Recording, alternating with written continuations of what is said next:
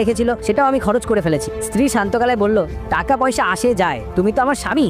স্বামী এবার একটু সাহস নিয়ে বলল, তোমার কমিটির টাকাগুলোও আমি উড়িয়ে দিয়েছি। স্ত্রী হেসে বলল, তা নিয়ে কি হয়েছে, তুমি তো আমার ভরসা। স্বামী মুখে হালকা হাসি এনে বলল, আর পাশের বাড়ির বউকে যে গোপনে ফোন করতো সেটা আমি করতাম। এবার স্ত্রীর চোখ কপালে উঠে গেল, কিন্তু কিছু বলল না। স্বামী ভয়ে আবার বলল, আর তোমার ভাই যে নতুন স্মার্টফোনটা আনতে যাচ্ছিল সেটাও আমি বেচে দিয়েছি। এবার স্ত্রী ঠান্ডা গলায় বলল, কোনো অসুবিধা নেই।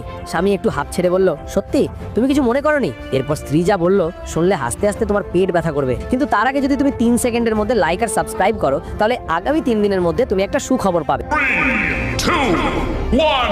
স্ত্রী মিষ্টি হেসে বলল, কোনো ব্যাপার না, তুমি যে মারা যাচ্ছ তোমাকে বিষ আমিই দিয়েছি।